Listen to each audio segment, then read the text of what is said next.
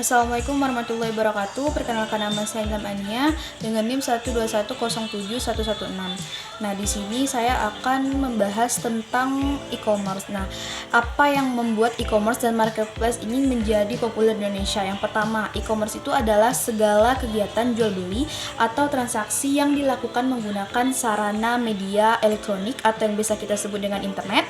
Nah, teknologi ini merujuk kepada teknologi digital, yaitu seperti kita berbelanja online.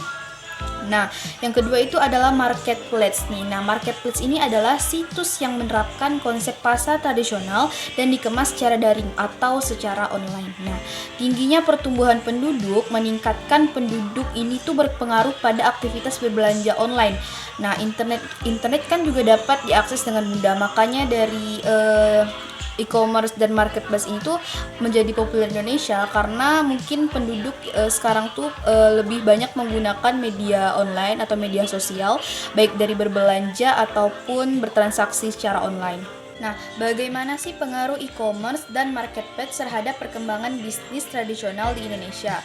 Nah, pengaruh atau dampak dari e-commerce dan marketplace itu sendiri yaitu pertama pada proses bisnis tradisional adalah memenuhi perubahan kebutuhan konsumen. Ruang lingkup dan pemasaran produk akan semakin luas dalam proses jual beli melalui jejaring yang aman.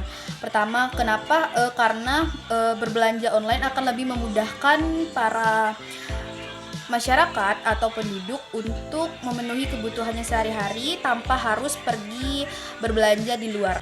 Nah, apa sih tantangan dan peluang yang dihadapi oleh pelaku e-commerce dan marketplace yang ada di Indonesia? Yang pertama itu tantangan. Nah, yang pertama itu tantangan itu dari layanan sistem pembayaran yang dimana masyarakat atau penduduk yang ada di Indonesia itu masih melakukan pembayaran secara manual. Dan yang kedua itu adalah arus logistik, yaitu pengiriman logistik antar daerah yang masih membutuhkan biaya yang sangat mahal. Yang ketiga juga ada jumlah produk lokal yang masih kalah dibanding dengan produk impor. Nah, selanjutnya adalah peluang dari pelaku e-commerce dan marketplace yang ada di Indonesia itu yang pertama adalah kita bisa membuka bisnis online secara online. Jadi kayak kita membuka lewat aplikasi. Terus yang kedua juga ada bisnis kursus secara online. Terus ada kita bisa membuat jasa pembuatan website, terus penyedia jasa desain grafis, internet marketing. Nah, apalagi kalian yang mempunyai usaha, terus tidak perlu lagi kalian itu berusahanya secara face to face, tapi dengan online atau daring kalian bisa menjual barang yang kalian jual. Nah, bagaimana sih regulasi dan kebijakan pemerintah mempengaruhi ekosistem dari e-commerce dan marketplace yang ada di Indonesia? Nah, pemerintah melalui Kementerian Perdagangan mendorong kolaborasi dalam membangun ekosistem e-commerce melalui penguatan 4 pilar, yaitu adalah usaha mikro, kecil, dan menengah atau yang biasa kita sebut dengan UMKM, yang terbuka terhadap perusahaan, inovatif, dan punya kemauan berkembang. Nah, marketplace atau loka pasar yang biasa kita temukan di internet bersinergi dengan UMKM melalui serangkaian pelatihan oleh penyedia layanan loka pasar untuk UMKM. Nah, selanjutnya adalah bagaimana pandemi COVID-19 mempengaruhi pertumbuhan e-commerce dan marketplace yang ada di Indonesia.